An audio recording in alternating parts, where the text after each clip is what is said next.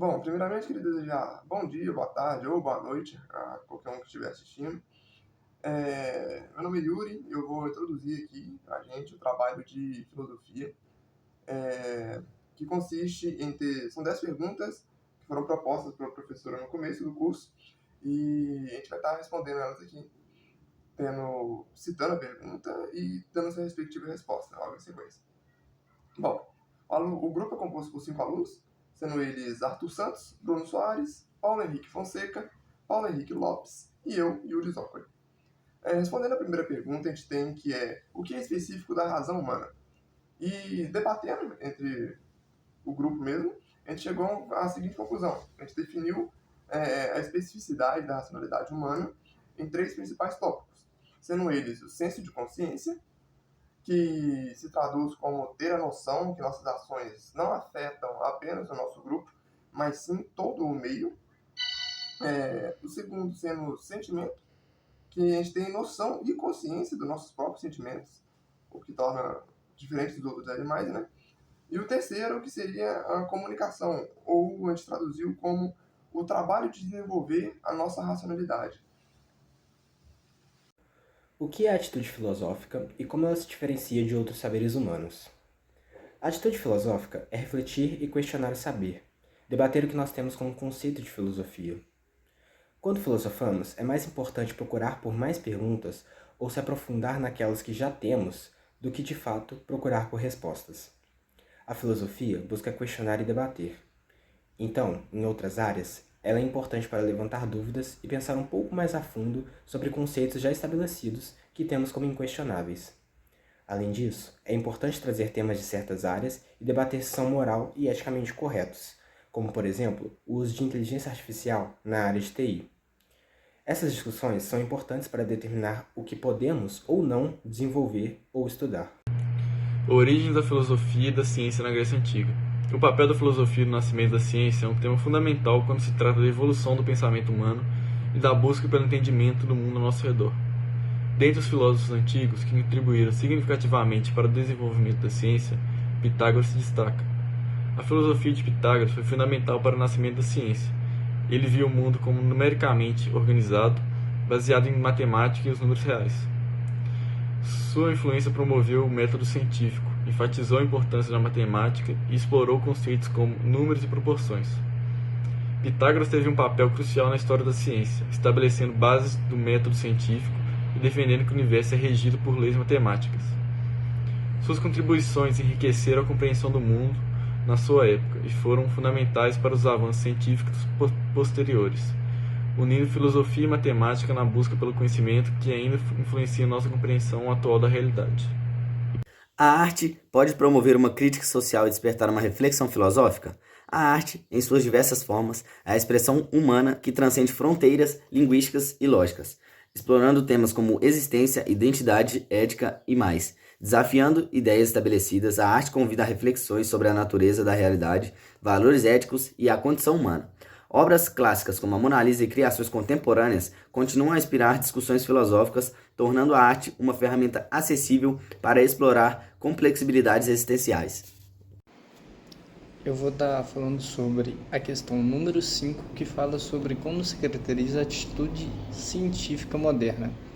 O senso comum é subjetivo, ou seja, não é tão claro no que quer dizer e cada um pode ter uma opinião. Então, não é algo único, tornando-se heterogêneo.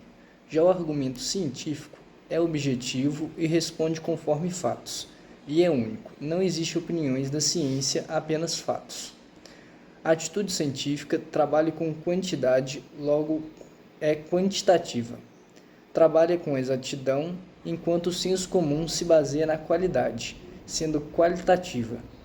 Quando se trata do desconhecido, a atitude científica busca pesquisar para poder explicar o que nós não entendemos, diferente do senso comum, que costuma projetar medo e angústia sobre o desconhecido.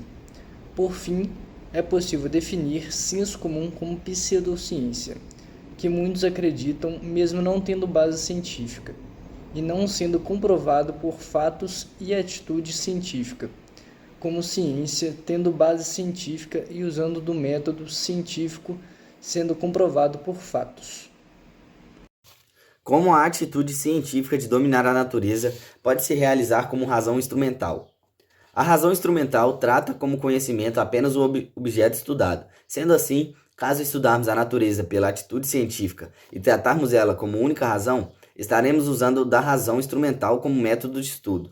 A razão instrumental usa da dominação e repressão e é objetiva, só se importando com a eficácia e os objetivos. Tanto por isso, é muito criticado como uma razão que não se importa com a reflexão.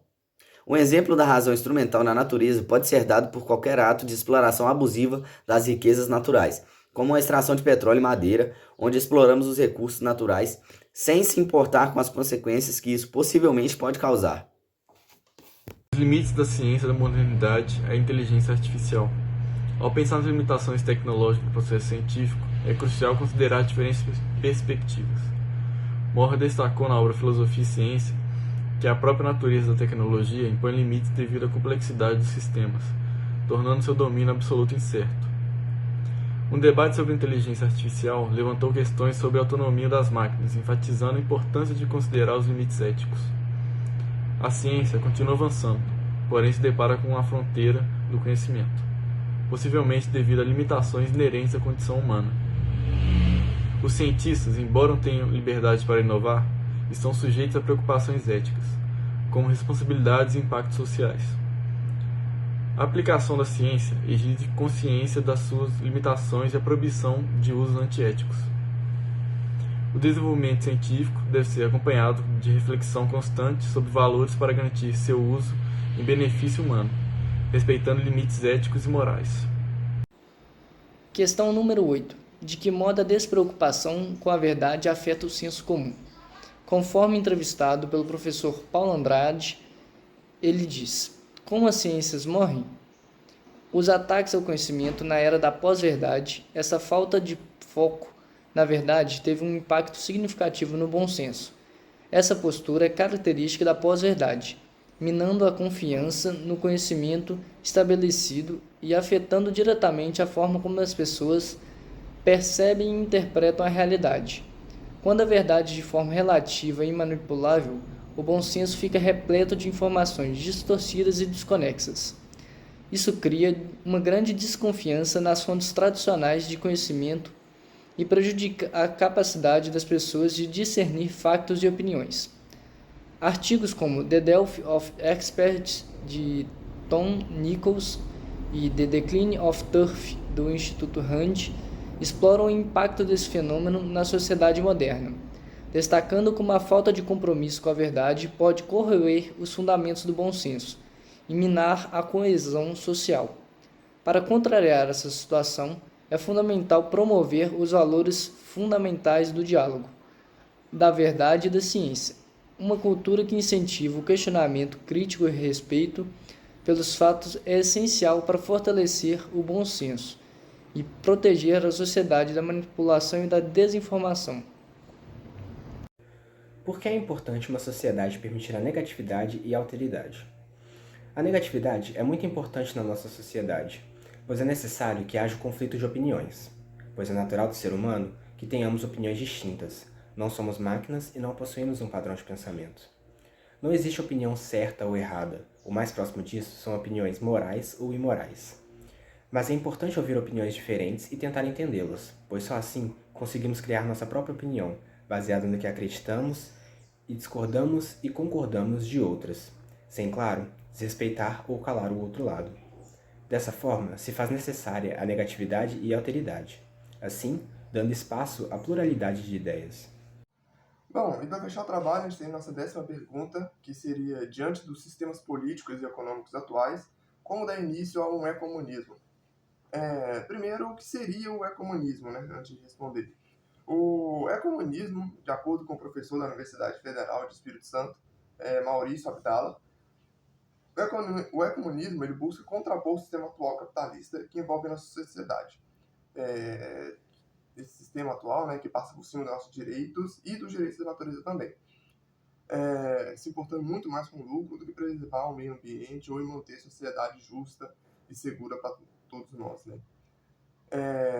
Como que a solução que o grupo achou seria não seria uma solução de como implementar o economonismo atualmente, da forma que está, mas afinal de contas seria uma mudança muito brusca, mas o primeiro passo seria justamente conscientizar a população dos problemas, né, que o sistema político-econômico atual traz, e tendo essa consciência, as grandes empresas, os grandes donos aí do mundo, eles realmente poderiam ter essa consciência de que a forma como que nós estamos conscientizados poderiam afetar eles também. Então, eles também teriam que se adaptar.